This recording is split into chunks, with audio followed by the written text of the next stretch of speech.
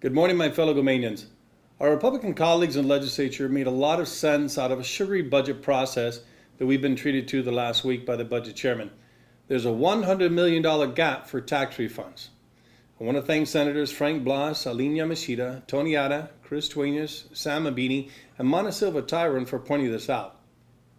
Governor Calvo and I have been trying to explain our fiscal situation to the legislative budget chairman since our first week in office. We've said over and over again that the government can't afford its bills. Last year, the government owed taxpayers over $300 million in tax refunds. We paid millions in refunds even before the first bond in December. So far, we paid out close to $350 million in tax refunds in this fiscal year alone. There's a few million left to pay, but today we're so much closer to where we need to be because this administration's commitment to pay your tax refunds. The bond we originally asked for was to pay for all past due refunds and to pay for all the tax year 2011 refunds. We asked for this bond so that come this past January, all the money from the provision for tax refunds in the budget could go toward next year's refunds.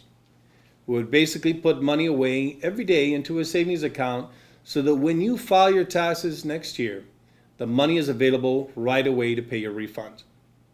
This is what the law requires and what we're supposed to do. Until this past summer, no governor has ever followed this law.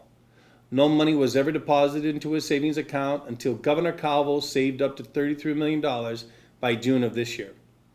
Unfortunately, the budget chairman didn't agree with our original plan. He didn't give us the authority to pay all the past due refunds and 2011 refunds as well. So we're cutting spending as much as we can to pay out the remainder of 2011 refunds.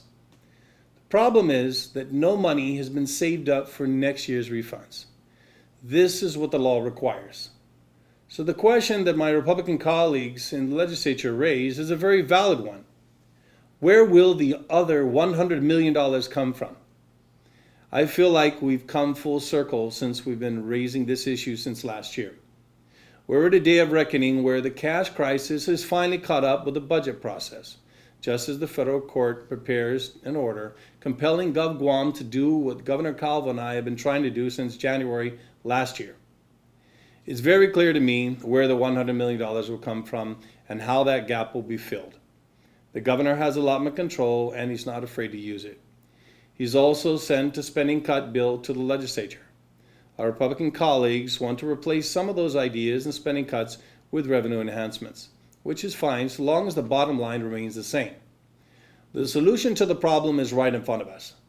I ask the legislative leadership to follow the example of my Republican colleagues and work collaboratively and cooperatively toward a solution to this $100 million problem. Thank you, and have a great day.